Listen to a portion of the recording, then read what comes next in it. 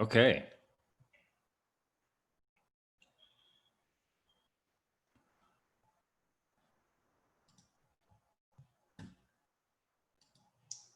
Okay.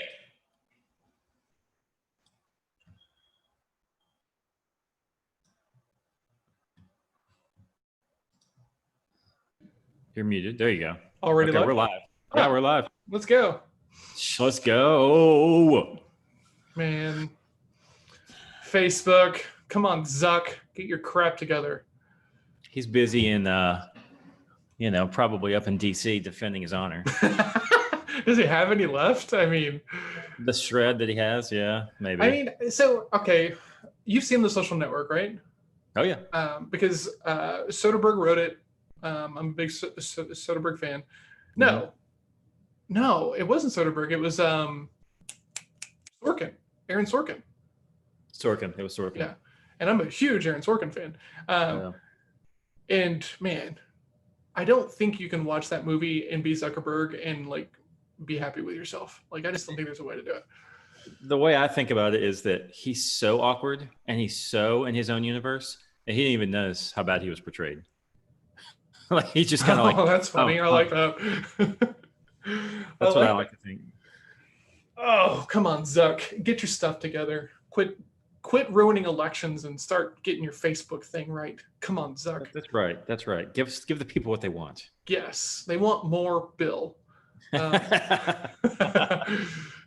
Well played. Well played. How do you put the link into Facebook? Let me see here. So let's do this. All you should have to do is just go to our page and copy the link from the URL because it should be streaming right now. Okay, let me look.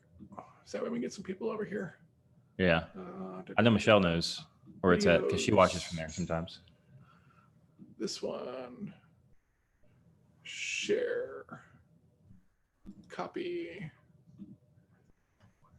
Well, let me get out of there so that way it's not just echoing the whole time. Echoing, yep. That's the beauty of the new setup over on Switcher, is I'll have all my stuff running in front of me on Switcher, and then I'll have the laptop to my left, and so I can mute it and still interact and look like be watching it live. Nice. Okay.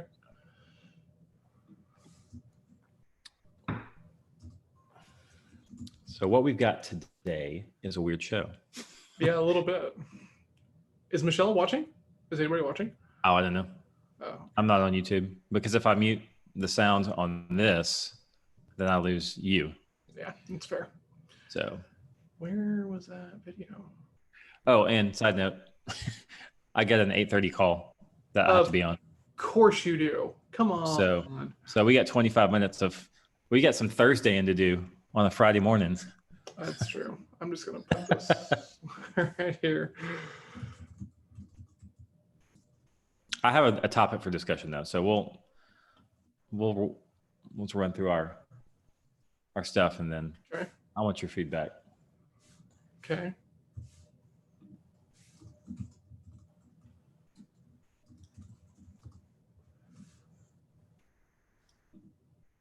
All right. I just posted it on my wall. So maybe you want to share? I don't know. Did you put it on the Morning Bill wall? I don't know if I did or not. That's where everybody was. So you could put it in the comments of the one that I went live with, you know? Page. I'm having a hard time getting back to that actually. So for me, the easiest way has been on the left sidebar, it has your pages listed. Yeah. And so I click that and it typically drops me right where the homepage posts are. Okay, we're here. There's a live. It's just me. Videos.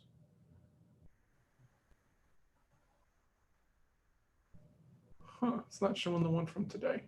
Let me see if I can find it. One sec. Chat me the link to the YouTube thing and I'll put it up. Roger. Roger. Roger. Doctor. And doctor. YouTube. Facebook. Oh, the Hat World Tour. There it is. I see it. Yes. Yes. I was thinking the Hat World Tour was from another day. No, that's today because I got the hat I wanted. As long as Jay gets what he wants, everything's good. I mean, maybe Lila's rubbing off on me. Kind of hurt my nose. All right, Okay, I just put it. it's in there. I put it in there as well. So now I think Okay, it's cool. twice. So we're all set. All right. What's up, man? Jeez, morning, Bill. Good morning, Bill. Out and look at this. We've got like 3 lives sitting in there. So Facebook actually did go live. It's just it errored us and didn't tell us it was live. Cool. So it's everything we could have hoped for and more. Oh my God. Okay, how's your day? How's your day Good. yesterday? It was good. Bill Bet is complete as far as writing goes. Got 25,000 words in this thing. Yeah, Ooh, it's a pretty lot. boy. Okay. So yeah, I've got 25,000 words in it. I'm in the home stretch. I said I was going to do 3 sections this week. They're done. I think I'm probably going to try to knock out because like I figured out how I want to position this thing. So now I'm kind of like going back and doing a little bit of that stuff about like who it's for, who it's helping, all that stuff. Okay. So, but I've got a bunch of leads now. So I need to be done with this thing so that way I can put all my attention into the leads and the client work, right? I've got probably, I think 7 or 9 leads and a couple of projects that are about to kick off. So it's about to get pretty swamped. Well, which is a good thing. I'm happy about it.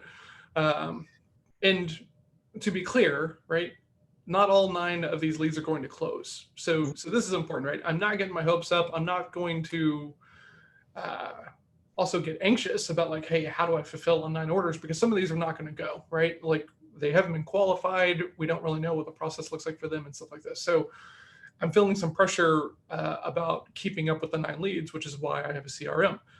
And so, but yeah, I need to be putting more focus on that. And so I need this book course thing to be done as soon as possible. So I might try to knock it out this weekend. Okay. That's good. I think you've got enough words. That's for sure. You can safely hand that off to your fearless editor.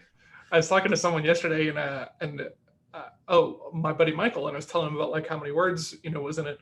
And he says, oh, well, I want to read it. And I was like, no one gets to read it until it's been edited. And he said, okay, why? And I was like, because it might come back 400 words. I have no idea.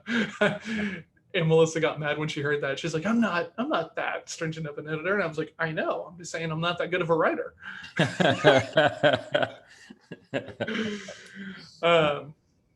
Yeah, so yesterday was solid. The 2 calls that I had kind of like later in the afternoon, one of them no-showed and the other one we rescheduled. But yeah, got a couple leads via DM yesterday for people who want closers. So talking through that stuff. Gonna have some calls next week. It's exciting, man. I'm fired up. It's awesome. What about you? How was your Thursday? Good. I closed another lead. So Celebration Friday. Yeah. Let's see. Had several meetings. All the meetings went well. What else? I got all my blocking and tackling done yesterday, which typically, it's not about you. The way I typically do it is I have a list of stuff all the time that's blocking and tackling. And so the list never gets done. It's just a list and you just knock off stuff in your extra time. Extra. In those time blocks that you don't have other stuff, right? Exactly, yeah. But I had a pretty short blocking and tackling list this week, and I got it all done yesterday. So it was Good Thursday, which means I need to build another list for next week. Yes. So. I tend to do the same thing of just like having like a running list of things to do. But one thing that I notice is I don't really know that that's the best way to do it, right? Because like I've got some stuff on my blocking and tackling research list, my inbox, if you will, of to-dos that are old, right? So if your system doesn't keep this stuff in front of you, it doesn't really work, right? Because then you're relying on yourself to go back and either remember to do these things or something else. So I'm playing with that for myself a little bit about doing that better. And eventually it might just become the thing of like, cool, I need to do this. It's going to take this long. let's book it for tomorrow, right? And be that transactional about like each little thing. So I have a running list that's more like not a graveyard, parking lot. That's what I'm looking for. It's a parking lot, just of stuff. It is halfway a graveyard. What a transition on a word. It's not graveyard, parking lot. Yes. That's the word I'm looking for. Yeah. I meant not everything there lives. It's a compilation of things, and to capture you talk about it all the time. Like, oh, I just go and write it down in this spot. That way, I don't do it right now. Think about it right now. Yeah. Then I also have like one like this right here that you'll kind of see me on camera with sometimes. That's my blocking and tackling list. That's stuff I will be getting done. And I kind of build that list every weekend. But it doesn't have to do with sales, marketing, doing work for clients. That's all in a system to get done for sure. So from a priority standpoint, that's all stuff I want to get done. And most of the time, how about you? Like most of the time, it doesn't really matter the order it gets done in, because it doesn't have to do with serving a client, getting more clients, like whether that sort of stuff. It's more building and advancing and things like that. I do have a big old fat list of some days that's off, this thick, that they are outdated and a lot of them never happen. But I like that list because it frees my mind. It takes away things. And so I can work on the other stuff.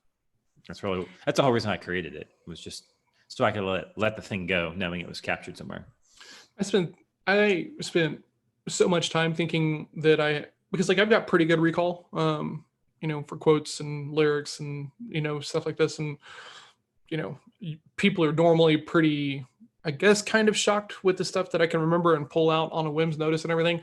What that does is it reinforces this idea that like I'm so smart and I can hold everything. And so for most of, I'd say, my 20s and and a lot of my 30s, I was that guy. Oh, I don't need to write anything down, and everything else. And I shudder to think about how many things that like just completely slipped my mind that didn't need to, if I'd just been a little less conceited and a little bit more focused on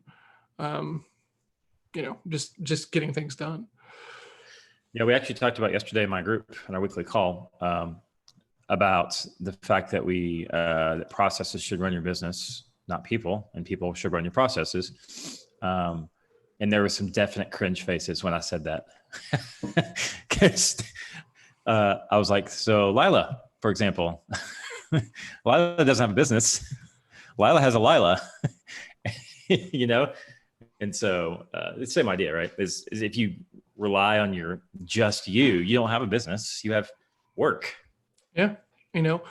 That's the E-Myth, like all the way over. And, the very first version of what I thought I was going to do with adapted growth was like the epitome of things you're not supposed to do once you read the E-Myth, right? Because I was going to do outsourced networking. So like I would network, and then let's say you're an accountant, right? And you don't like to network, you don't want to do it. Okay, cool. You pay me.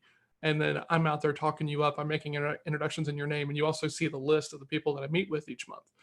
And, I had probably 5 or 6 people on that offer, paying me to go network on their behalf. And so one person was like, well, I don't really know that I need this. And I was like, totally fine. And they were a financial advisor and, are a financial advisor. And this person goes, I think I might have to pay you just that way nobody else does. What? And she goes, well, I don't really think I need this, but I don't think I can like let you do it for somebody. And I was like, let me do it. And she's like, John, you network a lot. You meet a lot of people. Like, I don't want you sending all that stuff to somebody else. And I was like, okay, and then about that time, so I've got 4 or 5 clients, and they're all paying between like $750 and $1,200 a month to do this thing, and this is right out of the gate. So I'm like, man, this is awesome revenue. Yeah. And then I read the book, right, the E-Myth, and along with that thing, honestly, I was going to do kind of like fractional sales management. So if you had a team, you just wanted me to manage them and stuff. And then I was reading this book and realized, no one was ever going to allow me to replace myself as the networker. So I was going to have to do a certain number of meetings weekly and monthly for there to be value for people. And then two, like no one's going to let me replace myself as the fractional sales manager if your relationship and trust is all with me. So I read that book and was like, oh man, I'm building a job around myself. I'm not building a company, and it could be argued that right now I also have, a job versus a company, but, I'm moving in the right direction now Sure. versus purposefully building, these things that, are not going to help me in the long run. So I went back and had to let all those people go. I was like, hey, I'm not doing this anymore. And they were like, well, why? It's like, well, you're not going to let anybody else do it if I decide to bring somebody on. So, you know, let me show you how to network a little bit better. Yeah, and I think it's funny because like if it's okay if you want to build yourself a job, that's not necessarily anything wrong with Absolutely. that, right? That's Hmm. just what you're choosing to do. I think the question then becomes, okay, what happens if you have to stop working? Monetarily, what are you going to Yeah. depend on? Which is why, you know, you and I talk about having multiple things because we have some making us money, so we don't have to worry about money, and then we have one we spend a lot of time on because we love to spend time on it. Yeah. So Absolutely. okay, so here's my question. Because after I summarized the stuff I was doing, I wanted to ask you, when you get client work that stumps you, like your process always works, right? Your process is your process, and it always works to a degree because there are concepts that always work. Hmm. It's just there's exceptions or weird circumstances or different things like that come up, right? Hmm. How do you approach that situation? Because you have to deliver something to a client, right? Hmm. And they've paid you for it. They're paying you for the delivery, whether the service or the product, the asset, whatever. What do you do? What do you do in that situation? Can I have a little more context? I don't actually have a specific piece of context. Like what brought this up for me is the fact that the meetings I just went through this week were tougher than normal. It was harder to get to the stuff that I would normally try and get to. And so it challenged me, and there's a little anxiety going, oh crap, I might not be able to get there. Like this is different than what I normally get back, from clients. But I got there, but it just got me thinking about, there are like certain clients that you get to and you go through your process and you ask your questions, and either like they're not cooperative, not like they don't want to talk to you. Like they just don't have the answers you need, Yeah. that So sort of thing. are we talking about a situation where their walls are up because they don't trust you, or they just don't have the information you need, so you're working in the dark? More the second one, More the second because one. I know there are ways to work past the first one. You just have to build trust and, Yeah. and Uh, share first and do some stuff like that. But no, like they literally don't have what you need, and it's not necessarily something that they can get quickly, because technically you can go gather data on anything, but there mhm. may not be an easy process to do that currently built out, right? Or it may take Yeah. 6 months to get to that data, or whatever. Um, Let's zero in on, like, let's say, for example, so you yeah. can dig into a little bit, like a target market that you don't currently have. Yeah, or you just have a couple of them, right? You just have a couple customers that are in that target market you really want. Mhm. Um, and you have to answer questions so that you can market and sell to them better, right? You have to know those things about them. Yeah. You don't have that data, Okay. right? So you can't deliver what you need for the client. That you have to go get more data for them, or they have to go get it. What's the plan then? How would you respond? Um, Man, I would talk about it, right? I wouldn't run away from it, right? And yeah, Mhm. this is odd because I feel like the example you talked about a moment ago of like having these conversations and not being able to get to the stuff that you want to get to, like they just don't have that information. Mhm. And then are they really qualified to be a client? Well, I mean, that's a good question. That's a good start. There's a lot of people I work with that don't have the information. I'm good at finding it, Okay. in a week or so, and going, oh, So well, here it is. so if they don't have that information and they're going to and you're going to have to go get that information for them, like that should be more scope, Yeah, I would think so. right? More revenue, a slightly higher price point because you're having to do the research to get the information that most of your clients already have, Mhm. right? Um, you know, like I think there's I think that that is like an endless well, right? But like part of it is just like how confident are you, right? Because I can bet that there's going to be probably a conversation today where someone is going to be in this spot, right? And they know that they should ask for a little bit more, but they're going to feel weird about asking for a little bit more, even though the current deal that they're talking about is a little bit wonky, it's a little bit off, it's not really in line with how you normally work. If there's more work involved, you should be charging more for that, right? Now, Yeah. if you're not concerned about making the additional revenue for the more work, then that's one thing. But the Yeah. minute you decide, cool, I'm not going to charge this person extra, even though there is more work, right? You're not allowed to like turn around and then be jaded or irritated or frustrated with that person. Like, oh God, this client.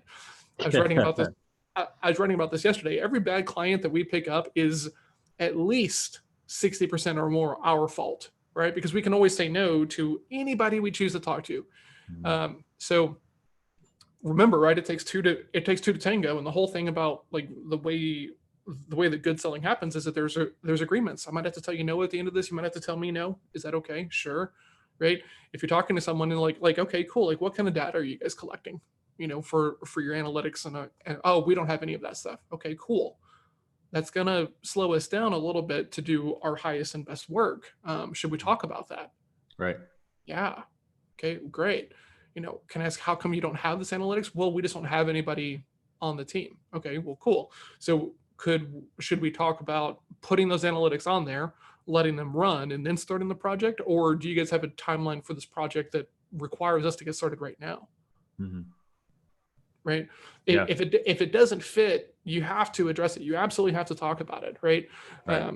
Otherwise, you're setting bad precedents. You're also just kind of setting yourself up for probably some long-term losses, right? Because if you do it once, it's going to be really easy to do it again, right? And then you start talking to yourself about these things. Right. It becomes your business model, and it's bad. Absolutely. Yeah. Okay. Yeah. Cool. So increase the scope, setting expectations up front, saying no. Yeah. Because like the whole greatness behind the pressure of like running your own thing is you get to choose who you want to work with, right? And in the beginning, make no bones about it. You're going to take every piece of work that you can possibly get to keep the lights on and stuff. But eventually you're going to hit a threshold to where you can be more picky, right? And you have the experience to know where some of these like crazy ones are. Mm-hmm. And so the goal is to get to that point as soon as possible, right? And the best way to do that is to be really, really locked in about the things that your clients that you love do versus the things that the clients that you hate do. So that way you can at least start building like a no-no list, right? And this is one of the first things I do with everybody that I talk to, because a lot of people have gone through some version of like the target avatar, or the silhouette or the niche, depending upon what circle you're running. And they're like, cool, like I want to help these people. Okay, great. Who in that group do you not want to help? Like, who do we start saying no to, right? And this is really important, because when you can start saying no to stuff, then what happens, right? You have to live in this lane, right? I help agency owners sell better. Okay, so what this means is that if someone shows up and they're not an agency owner and they're like, John, I would like some help. Okay, I can have some skepticism, right? And it's authentic skepticism. It's not fake like reverse psychology BS or like any of these things that are trying to like manipulate somebody, but it's just real skepticism. Jake, do you own an agency? No, I don't. Okay, then can I ask why you'd like to work with me? Mm-hmm. And then what that does is it allows them to sell themselves to you, but that only happens because we know what we're supposed to be saying no to, right? Sure. And then you can still say no. You can still say no. Absolutely. You can still say no, but like that. So from like a consistency perspective, if that skepticism helps us whenever someone is outside of our target market, because it allows them to sell to us and have better conversations, we're not leading and we're not making assumptions and everything else. We should cultivate the same ideas and methods whenever it is in our current thing. Someone reached out to me yesterday. They're like, oh, hey, Oscar sent me your way. And I was like, cool. What did Oscar tell you? Right. As opposed to, yeah, let's hop on a phone. I'm super excited to learn about you and we'll get you hooked up and everything else like this. What did you hear? Well, I heard you were the guy to talk to about closers. Okay, cool. Why do you need a closer? Mm-hmm. Right. I'm not getting excited yet because this is just a DM chat, right? Until someone in my world, until someone like raises their hand and they're like, yeah, be down for a call to talk more about this. I'm not excited. You know, there's no vested interest in this until it gets into a phone call for me. Right. But yeah, does that help? Yeah, it does make sense. Okay. Yeah, because it helps screen out that stuff to begin with, which is really what you want to do. I mean, for sure, right? I mean, there's the big seven, and then everybody has their wild cards, right? And a lot of the wild cards are about like how you work and how you deliver, right? If you're getting the sense that someone is going to want to talk to you all day, every day, because they need a lot of hand holding and they're high maintenance and stuff like this, ask about it. Jake, Right. I'm curious, once we're working together, how often do you see us needing to communicate for this to be a good relationship? You know, Gotcha. so, you know, you get nothing by avoiding the things that we don't want to talk about, and you have everything to gain by just like addressing them and being not triggered by it, right? Yeah, sure. Yeah, definitely. So I have to ask you a question, right? Uh-huh. And this is me reinforcing an agreement that we had. So Uh-huh. we normally do these shows from 7:45 to 8:45. So can I ask why you would schedule an 8:30 call? Yeah, for sure. It was it's for money. it's for money. Yeah. Yep. Fair. Yep. Good. Okay. Yeah. I don't plan to make a habit of it, but it just happened to fall this way, and we were having trouble scheduling. And so since you and I are friends too, I figured I'd be able to talk to you and be like, hey, bro, Absolutely. take 15 minutes off this one today. It won't happen again. But the important thing though is, and this is for anybody who's watching this thing, like I held Jake to an agreement that we made 7-8 weeks ago now at this point, right? Hey, Monday through Thursday, we do short calls, and on Fridays, it's an hour so we can talk about our bets, our weeks, and everything else like this. And so now that we're here and Jake's like, man, I got to go at 8:30, he's breaking the agreement. And since we're friends, right, I can, and there's an agreement in place. We both agreed upon this thing. I can reference that agreement, and it doesn't make me like a needy, slimy like salesperson or business person or partner or anything else like this. It's just we have an agreement. Right. What has changed? Right. Right.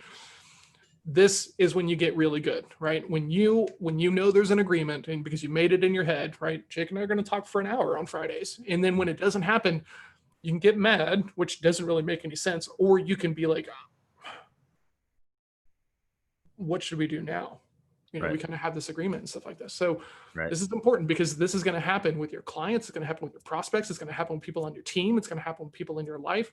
So if you don't have the grit, gumption, you know, whatever word you want to put in here, mental toughness, to be like, hey, we have an agreement. What's going on? That's on you. That's not on the other person, because Right. as the person who's doing these things, like you're in charge of the agreements that you make, right? Like they're kind of like credit Yeah. notes. Yeah. Well, it's how you get walked over if you don't. Yes. Absolutely. Have the courage to ask about why the agreement wasn't met. Yeah. And this was the section I wrote about yesterday about like how the great thing about service-based companies is you get revenue each month as long as they stay a client. But the bad thing about that is that you have to talk to that person probably monthly or weekly or somewhat regularly, right? So there's a relationship there. Do you want to talk to this person each month about what's working and what isn't? Are they the kind of person where like if you have a bad month, you know, because you're like a lead gen or marketing person, are they going to be like all over you, or are they going to be okay? How do you qualify for those kinds of things? Because you know, if you agree to work for them and then you're dodging them because you don't want to talk to them or something else like that, you're wrong. Like it's not them. You Right. could have said no. You could have set better expectations. You could have gotten agreement. You know, any number of reasons. So yeah, and on the back end of it, if you didn't like the agreement, that's also on you. You should have said something Yes. or not. And we all get in agreements we don't like because we have to. Sometimes we say have to, like for money or for different things like that, where you feel like you have to compromise places you don't want to. But largely that means you agreed to compromise. And when you don't like the compromise you make, you go, this sucks. Remember that I'm the one that compromised, not them. I'm the one that agreed. it was so funny. I'm making my way through The Last Dance, and then I'll let you go. And there's this thing about like Scottie Pippen signed this really long-term deal, like at the height of his career, because he was worried about being able to take care of his family and stuff. So he was like, he wasn't even the top 100 players in the NBA whenever he was like arguably the second best player in the entire league. Mm-hmm. And so because he was going for longevity and income. So one of the things, you know, that they all talked about is like, once you make that agreement with the owner, he's like, look, don't come back and complain about it. You made this deal. Right. Right. And I love that because it's like, these deals were worked out collaboratively. And sometimes there's a lot of back and forth and you got to kind of put on your tough skin and get in there. But once you make an agreement, like it's an agreement, right? There's no complaining about it. There's no, trying to like filch out of it, like own that, right? Or don't make the agreement, Totally.